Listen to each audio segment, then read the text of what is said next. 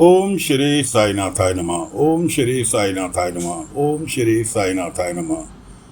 सभी साईं भक्तों को नमस्कार। कथा प्रारंभ करते हैं।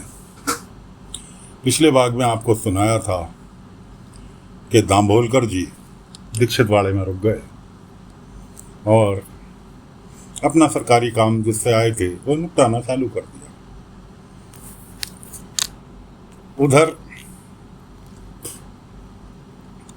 सभी पुरुष जो शिरडी के थे वो कार्यशाला, महिलाओं की कार्यशाला चलने के कारण अपनी अपनी पत्नियों से नाराज थे। कोई खाने के ऊपर, कोई अपने कपड़े धोने के ऊपर, इस तरह से खटपट हर घर में चल रही थी। यहाँ तक कि मालसापति जी के घर में भी ये काम चल रहा था।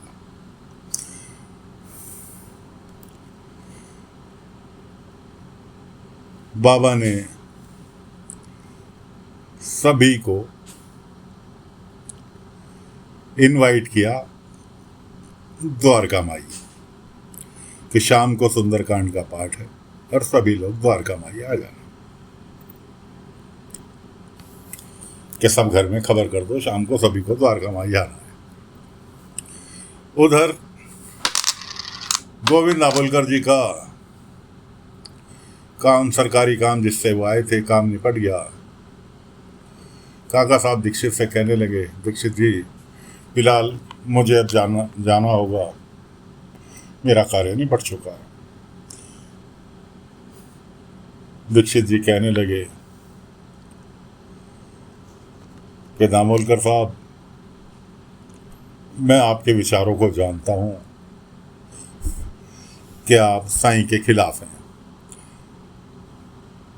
कि साईं को आप पसंद नहीं करते, फकीरों में विश्वास नहीं रखते। मैं आपकी विचारधारा जानता हूँ, लेकिन फिर भी कहना चाहूँगा कि एक बार मिल लेते। इतनी तो शिरडी आए हैं तो एक बार मिल लेते। लेकिन उनका जवाब नकारात्मक था। कुलकर्णी सरकार आए भगे भगे एक पत्र लेकर दामोलकर जी के पास कि दामोलकर जी बोले, अरे कुलकर्णी सरकार, मैं आपका शुक्रिया अदा करना चाहता था कि आपने मेरा स्वागत सत्कार किया, अपने घर में ठहराया, लेकिन क्या करूं, मेरी कुछ मानसिक स्थिति ऐसी है कि मैं वहाँ नहीं रुक सका। उसके लिए बहुत बहुत धन्यवाद। उसमें आपकी कोई गलती नहीं थी, लेकिन मेरी कुछ तबीयत ही ऐसी। कुलकर्णी कहने लगे कि दामोलकर जी, मैं चाहता हूँ ये एक पत्र आप गवर्नर साहब के पास पहुँचा दें। क्या है इस पत्र में? इस पत्र में लिखा है कि मेरे को 3 गांव की मेरे पास मुखियागिरी है, 1 गांव की और दे दी जाए। दामोलकर जी ने पत्र खोलकर पढ़ा, उसमें सारी की सारी बातें कि मैंने ये काम किया, ये गांव के प्रति काम किया। वो कहने लगे, लेकिन मैं कुलकर्णी सरकार झूठ का साथ नहीं दूंगा। क्या आपने जो कुछ इस पत्र में लिखा हुआ है वो सब झूठ है। मैं शिरडी के अंदर घूम फिर कर देख चुका, किसी तरह का कोई भी आपने कार्य नहीं किया जो प्रगति की ओर गांव को ले जाए, इसलिए मैं झूठ का साथ नहीं दूंगा और ना ही मैं इस तरह का कोई पत्र आपका गवर्नर साहब को दूंगा। कुलकर्णी भड़क उठे, कह रहे मैं करना तो चाहता हूँ, लेकिन एक गांव और मिल जाएगा। दामोलकर जी कहने लगे, कुलकर्णी सरकार फालतू मत बोलो, ऐसा ना हो कि मैं तुम्हारे ऊपर कानूनी कार्रवाई करवा दूं सरकारी कर्मचारी को प्रेशर में लेने के लिए। समझ गए? इसलिए आप चलते बनो। खैर जी, कुलकर्णी पैर पीटते हुए चले गए। दामोलकर जी को काका साहब दीक्षित छोड़ने चल दिए। उनका साला भी साथ में था दामोलकर जी का। दामोलकर जी थोड़ी देर पहले काका साहब दीक्षित से कह रहे थे कि आप कहते हो कि साईं जिसको चाहते हैं उसके पास अपने आप बुलावा पहुंच जाता है। मेरे पास तो कोई बुलावा भी नहीं आया, तो मैं साईं से मिलने क्यों जाऊं? काका साहब दीक्षित मन महसूस करा गया। उन्होंने कहा, हाँ सही बात है, बैलगाड़ी के लिए शिरडी की सीमा की तरफ ही जा रहे थे कि रास्ते में साईं मिल गए। साईं मिल गए, दीक्षित जी ने प्रणाम किया। और काका दामोलकर जी के सपने में अक्सर बाबा आया करते थे बिच्छुओं को भगाने के लिए। बाबा को सामने पाकर देख करके, ये साईं हैं कि हाँ। बाबा कहने लगे, दामोलकर जी तुम कह रहे थे ना कि मेरे पास तो अभी तक बुलावा भी नहीं आया, मैं कैसे जाऊं? मैं बुलावा देने के लिए आया हूं कि शाम को द्वारका माई में सुंदरकांड का पाठ है और आप अवश्य आए। दीक्षित जी कहने लगे कि दामोलकर जी अब तो बुलावा भी आ गया, आप कह रहे थे बुलावा नहीं आया, कैसे जाऊं? और देख लीजिए सुंदरकांड का पाठ है, भगवान का काम है, साईं का काम नहीं है। दामोलकर जी कहने लगे, नहीं भाई सही बात है, भगवान सुंदरकांड का पाठ छोड़कर बुलावा आया और मैं छोड़कर जा रहा हूँ कि ठीक है साईं, मैं शाम को आता हूँ। शाम को दामोलकर जी भी द्वारका माई में पहुँच गए, काका साहब दीक्षित भी पहुँच गए और भी गांव वाले पहुँच गए। सुंदरकांड का पाठ आरंभ हो गया।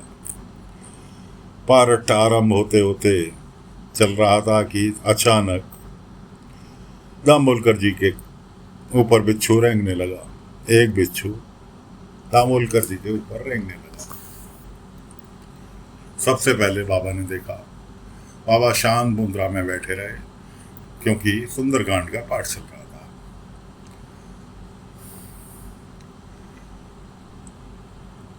सुंदरकांड का पाठ चल रहा था, इतने में उनके साले ने देखा और वो जोर से चिल्लाया, बिच्छू। और बिच्छू कहते के साथ ही सारे गांव वाले जितने भी वहां उपस्थित लोग थे डर के मारे खड़े हो गए। और दामोलकर जी की तो हालत देखने लायक थी। लकड़ी से उनका साला हटाने चला, बाबा ने रोक दिया।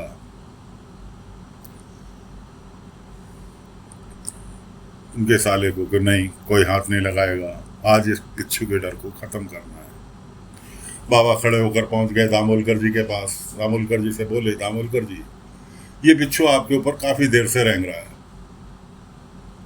लेकिन आप राम नाम में मशगूल थे, तल्लीन थे, इसलिए आपको इससे भय नहीं लगा। और जैसे ही वहां से ध्यान हटा, आपका इसकी तरफ ध्यान गया, आपके डर की सीमा आप देख ही रहे हैं कि साईं क्या करूं? बाबा ने कहा, जिस राम नाम में व्यस्त थे वही राम नाम जपो, बिच्छू भाग जाएगा, बिच्छू का डर खत्म हो जाएगा। आज इस डर को खत्म करना है। दामोलकर जी ने जय श्री राम आंख बंद करके जपना चालू किया। कुछ हिम्मत सी आई और धीरे धीरे हाथ ले जाकर बिच्छू मुट्ठी में पकड़ लिया। मुट्ठी में पकड़ लिया और उसके बाद जय श्री राम का जाप करते रहे और मुट्ठी खोली। बिच्छू उनकी मुट्ठी हाथ पर था। धीरे से ले जाकर चलकर उसको मट्टी में छोड़ आए। बाबा कहने लगे कि दामोलकर जी, जिस बिच्छू के डर से आप बचपन से दुखी हैं, बचपन से परेशान हैं, प्रतिदिन आपको सपने में आता है, आज वो बिच्छू का डर परमानेंट खत्म हो गया। और मैंने तो तुमसे सपने में भी कहा था कि मैं तुम्हारे साथ हूं, और आज हकीकत में मैं कह रहा हूं कि मैं तुम्हारे साथ हूं। कभी भी डर लगे मुझे याद कर लेना, मैं ना पहुंच पाऊं तो राम जी को याद कर लेना कि राम जी तुम्हारी रक्षा करेंगे। इस तरह से उसके बाद बाबा ने गोविंद जी को उनके बचपन की कहानी बताई। कैसे तुम अपने काकी काका के साथ रहते थे, काकी तुम्हें बंद करके कमरे में चली गई, अंधेरा हो गया, वहां बिच्छू आ गया, तुम जब से वो डर तुम्हारे दिल में बैठा हुआ है, वो डर आज तुम्हारा मैंने बिल्कुल समाप्त कर दिया। उनका साला कहने लगा, देखा ना भाऊजी, मैंने कहा नहीं था कि साईं के पास जाके आते के मिलते के साथ ही आपके बिच्छू का डर खत्म हो गया। काका साहब दीक्षित कहने लगे कि बताओ दामोलकर जी, अब भी आज जाना चाहोगे? दामोलकर जी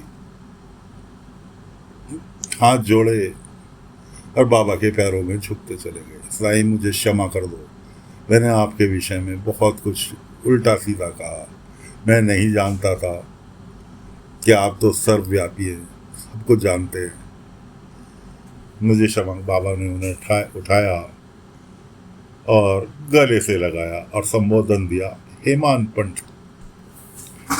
हेमांत पंत का संबोधन दिया। अब दामोलकर जी के चौंकने की बात कि साईं, मुझे आप हेमांत पंत क्यों कह रहे हैं? हेमांत पंत तो बहुत बड़े कवि थे, मैं तो एक काव्य की एक लाइन भी नहीं जानता। बाबा ने कहा कि गीता के ज्ञानी तो हो, और गीता में कृष्ण जी ने कहा है कि मेरी इच्छा के बिगैर एक पत्ता भी नहीं हिलता। तो हेमांत पंत, ये कृष्ण भगवान की इच्छा ही मान लो कि मेरे पास तक तुम्हारा आना।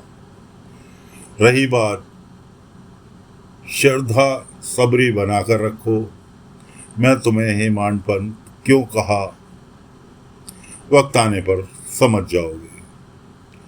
उधर बाबा ने जीपरी को ताड़ के पत्तों की किताब बनाने के लिए बोला था। वो किताब जीपरी आकर बाबा को दे गई।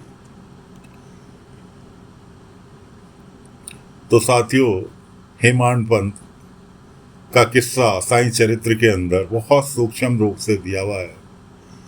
अध्याय 22 में आपने अगर साईं चरित्र पढ़ी है तो आप उससे वाकिफ होंगे, लेकिन आपको ये हेमांत पंत का किस्सा विस्तार में सुनाएंगे।